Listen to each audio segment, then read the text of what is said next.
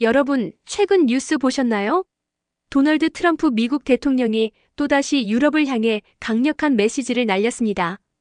이번에는 유럽연합, EU가 미국 빅테크 기업들에 부과한 막대한 벌금 문제를 걸고 넘어졌습니다.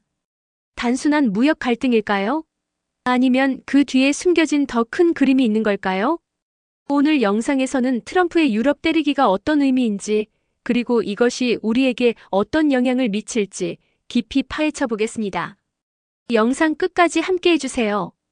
지난 5일 EU가 구글의 광고 시장 독점 혐의로 35억 달러의 벌금을 부과했다는 소식이 전해졌습니다.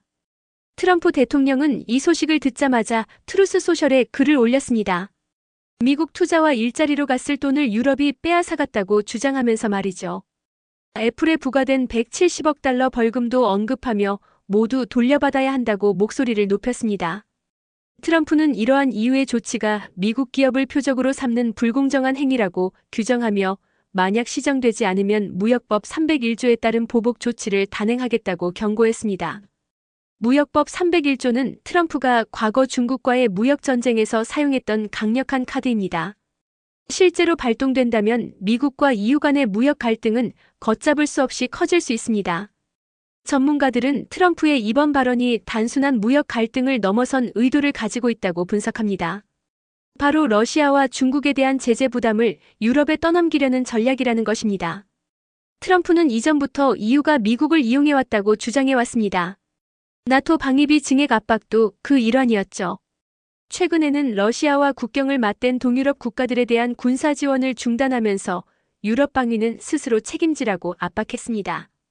게다가 러시아산 원유 구매 중단을 유럽에 촉구하고 중국에 대한 경제 제재도 유럽이 나서야 한다고 주장하고 있습니다. 정작 미국은 러시아와 중국에 대한 직접적인 제재에 적극적으로 나서지 않으면서 유럽에만 책임을 떠넘기는 듯한 모습을 보이고 있습니다. 유럽이 중국 희토류에 대한 의존도가 높다는 점을 미국이 잘 알고 있음에도 불구하고 말이죠. 트럼프의 이번 위협에도 불구하고 EU는 쉽게 물러서지 않을 것으로 보입니다. 이유는 미국 빅테크 기업들이 유럽 시장에서 막대한 이익을 얻으면서도 세금을 공정하게 내지 않는다고 판단하고 있기 때문입니다. 양측 간의 힘겨루기는 앞으로도 계속될 것입니다. 만약 실제로 무역법 301조가 발동된다면 글로벌 공급망과 경제에 큰 혼란이 초래될 수 있습니다. 특히 우리나라는 미국, 유럽, 중국과 모두 중요한 무역 관계를 맺고 있기 때문에 이러한 갈등의 여파를 피하기 어려울 수 있습니다. 우리는 이러한 국제 정세의 변화를 주시하고 유연하게 대응할 수 있는 전략을 마련해야 합니다. 오늘 영상 어떠셨나요? 트럼프의 유럽 때리기는 단순한 경제적 문제가 아니라 복잡하게 얽힌 국제 정치적 역학관계의 한 단면을 보여주고 있습니다. 여러분의 생각은 어떠신가요?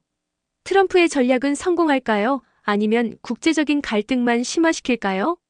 아래 댓글로 여러분의 의견을 자유롭게 남겨주세요. 다음에도 흥미로운 국제 이슈 분석으로 돌아오겠습니다. 구독과 좋아요, 알림 설정 잊지 마세요. 감사합니다.